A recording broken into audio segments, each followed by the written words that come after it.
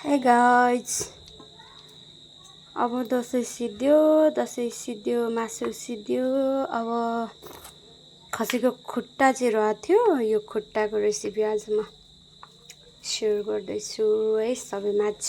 हेरौँ यसको चाहिँ तातो तातो सुप बनाएर खानु पर्यो भनेर म आज यसको सुप बनाउन गइरहेको छु। छोटो मिठो छिटो है सर्टकटमा अन माई वे। चाहिँ कस्तो हुन्छ अब खाएर चाहिँ म चाख्छु, हजुरहरूले चाख्न चाहिँ मिल्दैन। म बनाउँदैछु है त। बनाउने फुल भिडियो चाहिँ बनाएको फुल भिडियो चाहिँ म हजुरहरू माझ पनि राख्छु। गाइस खसीको सुप खानालाई चाहिँ मैले पहिले यता कुकर बसाएको छु। कुकरमा चाहिँ मैले कुकर हल्का हिट भएपछि तोरीको तेल राखेको छु। थोरै, धेरै राख्दैन, सुपको लागि हो। सो थोरै है त। अनि यसमा मैले दुईटा तेजपत्ता राखेँ है। यता मैले अब तेजपत्ता राखिसकेपछि दुई चार गुटी मेथी राख्दिएँ। दुई चारवटा अलिकति थोरै मात्रामा ज्वानो सुपको लागि हो। सो जिरा है, अनि थोरै हिङ पनि राख्छु है त। यो हिङ चाहिँ मलाई अलिक सबै कुरामा मनपर्छ, सो राख्दैछु। थोरै राख्छु, धेरै राख्दैन। हिङ चाहिँ मैले यो लिएको छु है गाइस। धेरै राख्दैन हिङ। अनि यो यतिको ब्राउनिस भइसकेपछि प्याज राख्दैछु।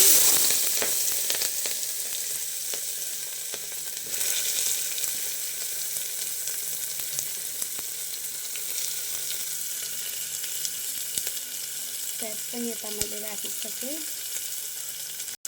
यो चाहिँ ग्रीन लिफ मध्येको मेरो एउटा फेभरेट लिफ मसला हो है।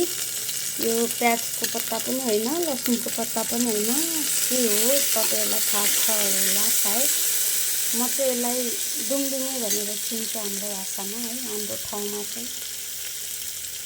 र अर्को चाहिँ यो मेरो, हामी चाहिँ यसलाई धनियाँ भनेर चिन्छौँ, जङ्गली धनियाँ। हजुरहरूले के भनेर चिन्नुहुन्छ यो पनि म अहिले नै राख्दैछु है। यसलाई चाहिँ म थोरै टुक्रा बनाउँछु है त। ल यो पनि मैले टुक्रा यसरी बनाएँ। सो यो राखिसकेपछि म थोरै बेसार राख्दैछु। बेसार, धनियाँ जिराको पाउडर 1 चम्चा अलिकति राख्दैछु। यो ल्वाङ सुकमेलको पाउडर हो। ल्वाङ सुकमेल गरम मसला के भन्छ यसलाई, यो त्यस्तै के भन्छ है। अनि अर्को भनेको म थोरै ब्ल्याक पेपर राख्दैछु। ब्ल्याक पेपर पाउडर है त। अब यसलाई चलाम।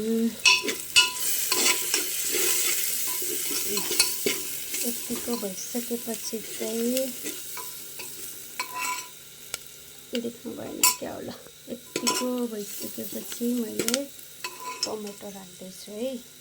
दुईटा टमाटरलाई सानो सानोमा मैले काटेको थिएँ, मिडियम साइजको, न त बिग अनि सानो पनि थिएन, मिडियम साइजको थियो। एउटा खसीको 4टा खुट्टा बनाउनका लागि मैले मल मसला चाहिँ यति युज गरेँ है। नुन चाहिँ लास्टमा अहिले हजुरहरूले स्वादअनुसार जति राखे पनि भयो है। अब मैले यसलाई हल्का फ्राई हुन्जेल राख्ने, अनि त्यसपछि खुट्टा लाएर राखिदिने है। यो यतिको फ्राई हुँदै गर्दा चाहिँ मैले हल्का यसमा नुन राख्छु। अब यो चाहिँ मैले यति नुन राखेँ गाइस। हामी चाहिँ नुन अलिक यस्तो खालको खान्छौँ है। हजुरहरू कुन खानुहुन्छ थाहा छैन। सो म यो खसीको खुट्टा बनाउँदैछु है अब बिस्तारै। मैले खोर्सानी चाहिँ राखेको छुइनँ, मेरो घरमा बच्चाहरू पनि हुनुहुन्छ। सो खोर्सानी चाहिँ म बादमा पिनेर राखेको पाउडर छ त्यो लाउँछु आफ्नो स्वाद अनुसार। यति गरिसकेपछि खुट्टा हालिसकेपछि म यसलाई यति घुमाउँछु। म घुमाएर आउँछु ल। यस्तो चाहिँ भइसकेको छ मेरो खसीको खुट्टाको सुप है। अब सुप चाहिँ मैले पानी चाहिँ हालेको छैन, हल्का यसलाई फ्राई हुन दिने एकछिन। यतिकै मसला फ्राई हुन्छ अनि मात्रै म यसको ढक्कन लाउँछु है त। यो पनि अलिकति म मिक्सरमा पिनेर यसको पाउडर बनाएर चाहिँ थोरै मिसाउँछु। यो चाहिँ मलाई चाहिँ साह्रै मनपर्छ। हजुरहरूलाई कस्तो लाग्छ कुनि? यो चाहिँ कालो दाल, मसौराको दाल भन्छ कि कालो दाल भन्छ है। यसलाई म मिक्सरमा पिनेर यसको पाउडर लिन्छु थोरै। यता चाहिँ मैले यो मसौराको दाल धोएर यतिको अलिकति हल्का पानी पनि राखेर यसलाई म ग्राइन्ड गर्न गइरहेको छु है। ग्राइन्ड गर्छु है त। अब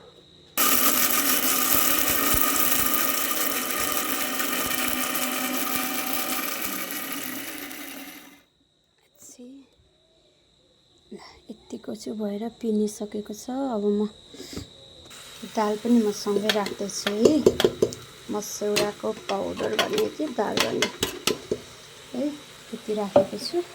धेरै राखेको छैन, हल्का थिकनेसको लागि मात्रै हो। सुप चाहिँ हल्का थिक होस् भनेर मात्रै हो। अब चाहिँ म यसमा पानी एड गर्न गइरहेको छु गाइस। पानी एड गर्छु। यति पानी मैले एड गरेँ। अब यसको ग्यासको फ्लेम चाहिँ अलिकति बढाइदिउँ है त। हल्का यसमा उबाल आउन थाल्छ अनि त्यसपछि मैले यसको ढक्कन लाउने छु।